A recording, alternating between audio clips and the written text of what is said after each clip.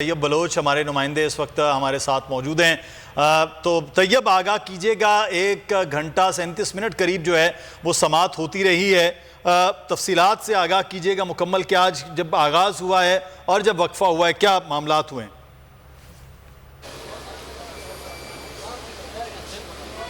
जी, chief justice की सरबराही में supreme court के 3 रुकनी बेंच ने जब समाअत का आगाज़ किया तो इरफान कादर जो डिप्टी स्पीकर दोस्त मोहम्मद मज़ारी के वकील हैं वो अदालत में पेश हुए, रोस्टम पर आए और उनका ये मौक़िफ़ था कि मुझे मेरे मुवक्किल ने हिदायत की है कि हमने अदालत का बाइकाट करना है, तो इसी वजह से मैं अदालत का बाइकाट करना चाहता हूँ, लेकिन अगर मुझे हिदायत ना होती तो शायद मैं दलाइल देता। और उनके बाद पाकिस्तान पीपल्स पार्टी पार्लियामेंटेरियन के वकील फ़रूक अचनैक रोस्टम पर आए और उन्होंने भी यही मौक़िफ़ इख्तियार किया कि हमें भी जो है वो बाइकाट का हुक्म दिया गया है, तो अदालती बाइकाट की वजह से जो है हम अदालत की मुआवनत करने से माजरत हैं। और चूँकि हमें अपनी पार्टी की पॉलिसी को जो है वो रिप्रेजेंट करना है, अब पार्टी ही यही चाहती है कि हम अदालत का बाइकाट करें, तो इसी वजह से हम भी बाइकाट कर रहे हैं। इसी तरीके से चौधरी शुजात के वकील सलाउद्दीन ने भी बाइकाट किया और हुकूमत की जानिब से जो है वो भी बाइकाट किया गया। और इसके बाद चीफ जस्टिस ने कहा कि ये एक इंतहाई अहम मामला है और हमने इनको जो है वो बहुत ज़्यादा वक्त दिया, लेकिन अगर वो बाइकाट करना चाहते हैं तो फिर भी अदालत जो है वो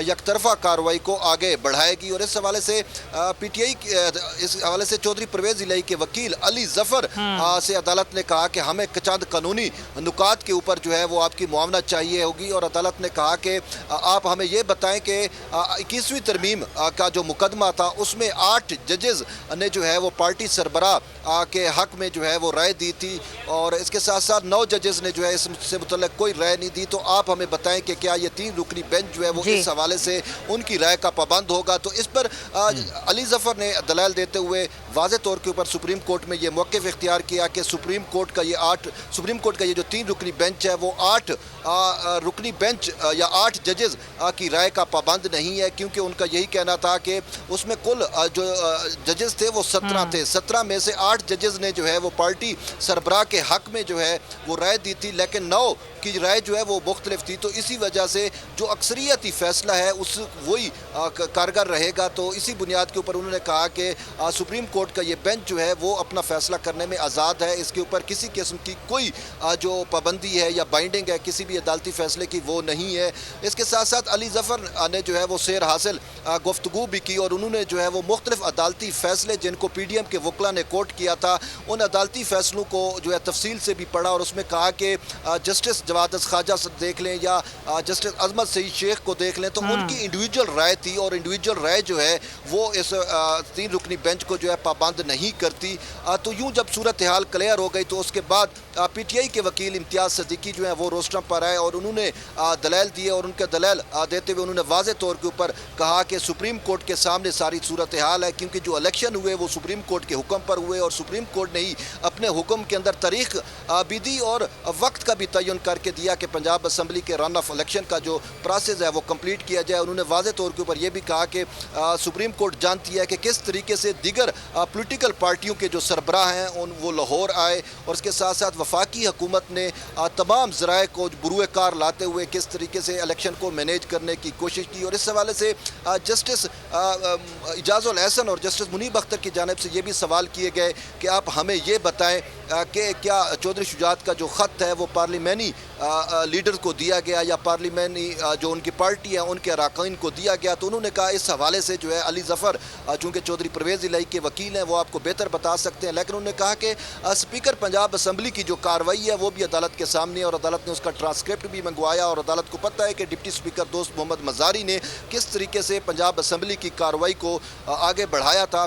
और इसके साथ साथ जो है वाज़े तौर के ऊपर जो वकील हैं अली जफ़र उन्होंने कहा कि पार्लियामानी लीडर का जो फ़ैसला है वो ही हतमी होता है, पार्टी सरबराह को जो फ़ैसले का जो इख्तियार है वो सिर्फ उस वक्त होता है कि जब पार्लियामानी लीडर के हिदायत के ऊपर अगर अरकान अमल नहीं करते तो उसके बाद पार्टी सरबराह का किरदार शुरू होता है, लेकिन पहले पार्टी सरबराह का किरदार नहीं होता, क्योंकि पार्लियामानी पार्टी का जो लीडर होता है वही फ़ैसले का तयन करता है और उसका तयन और उन्होंने यही तयन किया कि हमने परवेज़ इलाही को ही वोट देना है। तो जब जब वो वोट कास्ट हो गए तो अब पार्टी सरबराह की जो हिदायत थी उसकी बाइंडिंग जो है वो ना ही पार्लियामेंट्री पार्टी पर लागू होती है और ना ही उनके अरकान पर लागू होती है। और यूँ समाज जब आगे बढ़ी तो आखिर में चीफ जस्टिस का ये कहना था कि फ़रूक अचनैक जो वहाँ पर अदालत के अंदर मौजूद थे बाइकाट के बावजूद, तो चीफ जस्टिस ने वाज़े तौर के ऊपर कहा कि हम आपको फिर भी मौका देते हैं कि अगर आप जो है वो अदालत की मुआवनत करें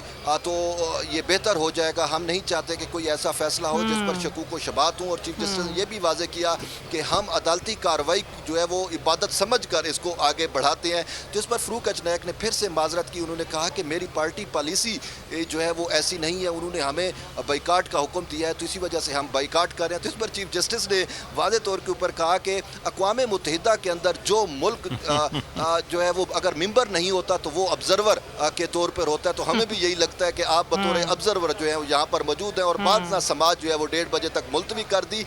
समाज मुलतवी करते हुए चीफ जस्टिस ने एक दफ़ा फिर मौका दिया कि हम जो है वो तमाम फरीकैन को कहते हैं कि वो अदालत की मुआवनत करें। ठीक है अकील, आप हमारे साथ हैं और आपने डिटेलन, हाँ बिल्कुल डिटेलन आपने पूरी सारी चीज़ बताई कि कहाँ समात में क्या क्या कब कब क्या हुआ। और ज़ाहिर है पहले ही जो हुकूमती इत्तेहाद के वकला हैं वो बाइकआउट कर चुके हैं, लेकिन फ़ारूक एच नाइक जो कि वहाँ वैसे ही मौजूद थे, बड़ा दिलचस्प मुकालमा हुआ जिस हवाले से अभी अकील हमें बता रहे थे। और senior anchor person Jamil Farooqui भी हमें ज्वाइन कर चुके हैं, तो हम उनसे भी बात करते हैं। लेकिन पहले ज़रा अमीर अब्बास से ही हम कंटिन्यू करते हैं, उनकी बात जारी थी। अमीर, बड़ा ही दिलचस्प मुकालमा हुआ है। वो कह रहे हैं कि जी नाइक साहब आप यहाँ मौजूद हैं, चलें आप ऑब्जर्वर की तरह ही अपना कुछ नुक्ता देना चाहें, अगर आप कुछ राय देना चाहें, कुछ बेहतरी आ सकती है तो अदालत सुनने के लिए तैयार है। तो उन्होंने कहा कि मसला ये है कि मुकदमात में हम पार्टी पॉलिसी के जो हैं वो पाबंद होते हैं। आर्गुमेंट तो नहीं है। अगर मुस्लिम लीग नून के पास, वो जानते हैं कि अगर हम केस का हिस्सा बने रहेंगे, अगर हम जिरा में हिस्सा लेंगे, अगर हम केस को कंटेस्ट करेंगे तो हम केस हार जाएंगे। हम ये केस हमारे हक में नहीं जा सकता, क्योंकि वो जानते हैं कि उन्होंने गलत कदम उठाया पंजाब असेंबली के अंदर। लिहाजा उन्होंने ये तय किया कि अब हम ना खेलेंगे ना खेलने देंगे। सो वो बाइकआउट कर गए। और मैं आपको बताऊं कि देखें, अगर तो इसको अगर आप सुप्रीम कोर्ट जो फैसला देगी, जो भी फैसला आएगा, इसको एकतरफा फैसला नहीं कह सकते हैं, क्योंकि इनका वकील 2 हेयरिंग्स में पेश हो चुका है। एक जो हफ्ते को हेयरिंग हुई लाहौर में, जो पहली हेयरिंग थी, उसमें भी वकला तशरीफ लाए थे। फिर यहाँ जो पीर को हेयरिंग हुई इस्लामाबाद में, इसमें भी वकला तशरीफ लाए। तो ये इस केस का हिस्सा बने हैं, ये इस केस में पार्टी बने थे। सो अब अगर फैसला आया तो उसको एकतरफा फैसला नहीं कह सकते। अदालत का एक तरीका कार है, ज़ाब्ता है कि वो किसी भी फरीक को, जो फरीकैन में से जो केस का हिस्सा है, उनको या उनके किसी वकील को जबरदस्ती उठा के अपनी अदालत में पेश नहीं कर सकती है। अदालत दोनों तरफ से मौका देती है, वकला को भी हर तरह से। और सुप्रीम कोर्ट को तो हमने कई दफा खुद कवर किया है। सुप्रीम कोर्ट में तो बड़ी एक्सटेंसिवली लॉयर्स को मौका दिया जाता है। और बाज़ औक़ात तो जजेस कहते हैं कि ये जो खास तौर पे जो कासिम सूरी साहब की रूलिंग का केस था, उस केस में तो खुल के मौका दिया गया था। और हम खुद हैरान हो रहे थे कि ये केस तो 1 आध दिन का है, इसको निपट जाना चाहिए, क्यों नहीं निपट पा रहा केस। लेकिन उसमें मुस्लिम लीग नून के वकील, इधर से इमरान खान साहब के वकील, प्रेसिडेंट के वकील, सो कई फरीक थे, उन सब के वकला थे। और सुप्रीम कोर्ट ने एक्सटेंसिवली सबको सुना। बिल्कुल। तो ये कोई नहीं कह सकता कि सुप्रीम कोर्ट के अंदर जो इंसाफ का प्रोसेस है, अमीर अब्बास, बार ये कहा गया, अभी भी कहा जा रहा है कि आप जो है वो एक बार फिर से, जब वक्फा हुआ है, वक्फे के बाद के नजर सानी वो फैसला करें। सब्सक्राइब करें और बेल दबाएं ताकि कोई खबर रह न जाए।